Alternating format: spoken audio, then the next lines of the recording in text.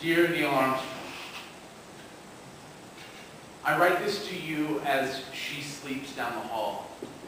I need answers that I think only you might have. When you were a boy, space was simple science fiction. When flying was merely a daydream between periods of history and physics. When gifts of moon dust to the one you loved could only be wrapped in your imagination before the world knew your name, before it was a destination. What was the moonlight from your backyard? Your arm, strong, warm, and wrapped under her hair, both of you gazing up from your back porch, summers before your distant journey.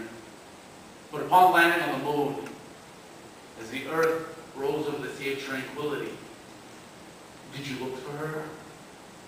I mean, what was it like to see our planet and know that everything you could be, all you could ever love and long for, was just floating before you? Did you, by any chance, write her name in the dirt when the cameras weren't looking, surrounding both of your initials with a heart for alien life to study a million years from now? What is it like to love something so distant? What words did you use to bring the moon back to her? And what did you promise in the moon's ear about the go back home? Can you teach me how to fall from the sky? I ask you this, not because I doubt your feet.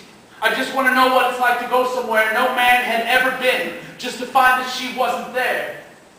To realize your moonwalk could never compare to the steps that led to her.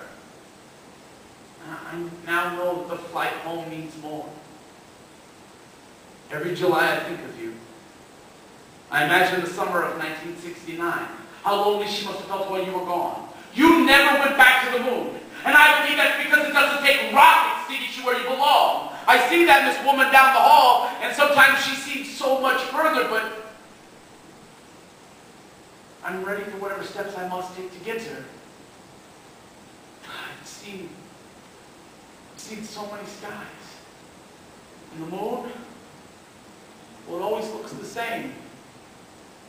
So I gotta say, Neil, that rock you landed on, well, it ain't got shit on the rock she's landed on. You walked around, took samples, and left. She's built a fire, cleaned up the place.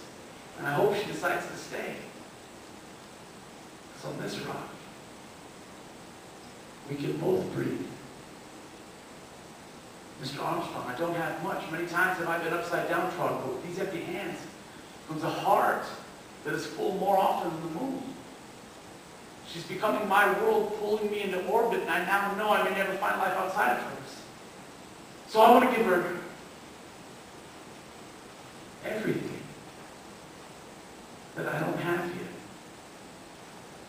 So yes, for her, I would go to the moon and back, but not without her.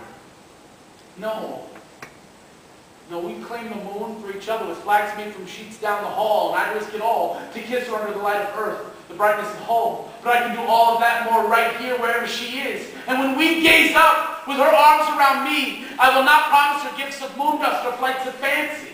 Instead, I will gladly give her all the earth she wants in return for all the earth she is. The sound of her heartbeat and laughter, and all the time it takes to learn to fall from the sky, down the hall, and right into love.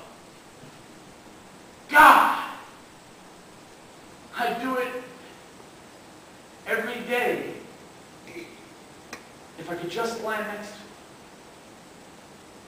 5, 4, 3, 2, one small step for a man, but she's one giant leap for mankind. Thank you.